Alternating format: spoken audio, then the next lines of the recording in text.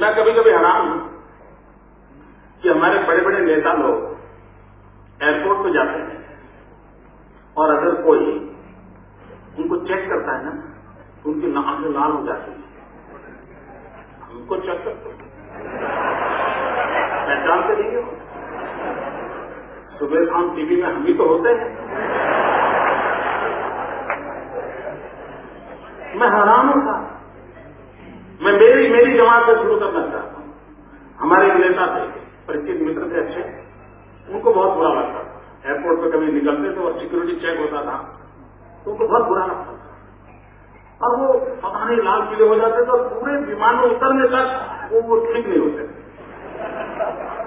तो मुझे लगा इनको मुझे कभी प्रशिक्षित करना चाहिए। तो मैंने क्या किया कि जब मैं जाता था कभी उनके साथ तो मैं कहता था आप मेरे पीछे चलो, मैं आगे चलता हूं। अब मैं उन दिनों पार्टी का स्पोर्ट्समैन था तो मैं ज्यादा टीवी पर दिखता था तो लोग पहचानते थे और दाढ़ी के कारण मेरी आइडेंटिटी थोड़ी अलग भी थी। तो ज्यादातर पुलिस के लोग एयरपोर्ट पर खड़े, अरे साहब पहचान रहे, चलिए चलिए। तो मैं कहता था नहीं, मैं नहीं जाऊं, पहले मेरी आरती उतारो।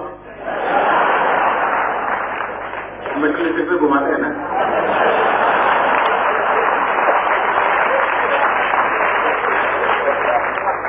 मैं कहता था मेरी आरती उतारो फिर जाऊंगा मैं, ताकि मैं पहुंचूं आगे। ये बहुत पुण्य का कार्य है। शाम मैंने ऐसा आनंद से मजाक किया तो उन्होंने सुना तो बातों मेरे साथ विभाग में बैठे थे, बोले दरअसल में आप मेरे कपाल के व्यक्ति हो। बोले ये अच्छा तरीका है आपका। बोले मैं थोड़ा बहुत गुस्सा करता था, आप इतना मजा लेते हो।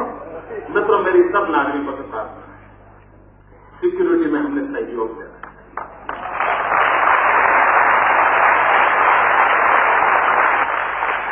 देखिए आतंकवादी कोई स्पेशल ड्रेस पहन के नहीं आते, चोला पहन करके नहीं आते, वैसे कॉमन मैन की तरह आते। हम क्यों न कोऑपरेट करें।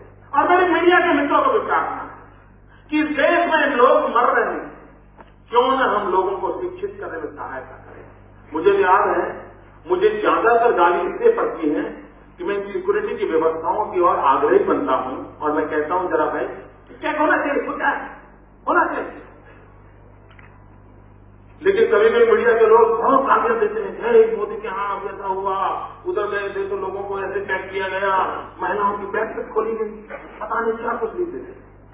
मित्रों, आपको आनंद आता होगा, लेकिन जिस दिन ऐसी घटनाएं हो जाती हैं तब कितने परिवार होते हैं।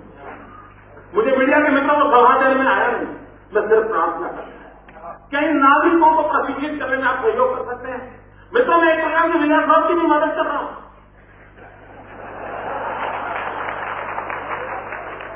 उनमें हिम्मत नहीं है वो मीडिया के सामने जाकर के कहेंगे मेरी मदद करो। मैं उनके लिए कह रहा हूं कि वे सिक्योरिटी के हर पहलू पर हमने सबने चौकन्ना होना चाहिए। देखिए, देश के हर नागरिक को इसलिए प्रशिक्षित करना चाहिए। जब देश के सब नागरिकों को हम प्रशिक्षित नहीं करेंगे, वरना निर्दोष लोगों का नुकसान हो जाता है।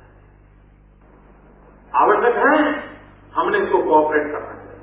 और मैं तो भारतीय जनता पार्टी के कुछ लोग यहां बैठे होंगे, मैं उनसे आग्रह करता हूं कि आप जनता के अंदर ये माहौल बनाइए कि सिक्योरिटी के विषय में, अपने अगल बगल की गतिविधियों के विषय में वो हमेशा जागरूक रहें, खुद सहयोग करें, लोगों को सहयोग करने के लिए प्रेरित करें। कभी ऐसा न करें ताकि सिक्योरिटी की व्यवस्थाओं को तकलीफ हो, क्योंकि हर व्यक्ति के लिए पुलिस कभी भी संभव नहीं होगा, हर मोहल्ले के लिए पुलिस संभव नहीं होगा। अगर हम चौकन्ने रहेंगे तो हम बहुत बड़ी मात्रा में आतंकवादियों को उनकी घटनाओं को पार उतारने से पहले ही उनको दबोच सकते हैं। ये माहौल क्रिएट करना पड़ेगा। ये माहौल क्रिएट करने की आवश्यकता है, एक दायित्व बनता है और इस दायित्व को पूरा करने का प्रयास एक नागरिक के नाते हम लोगों ने करना चाहिए और पूरे देश में माहौल बनाना चाहिए।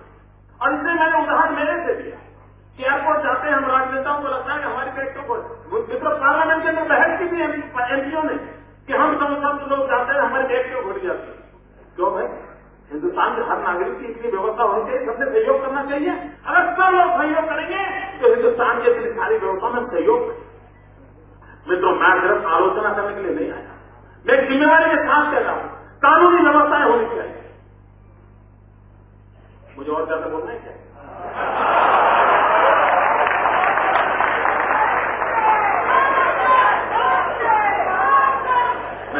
बाद में चार इसलिए देते हैं कि चाय बने तक तो रुका रहे।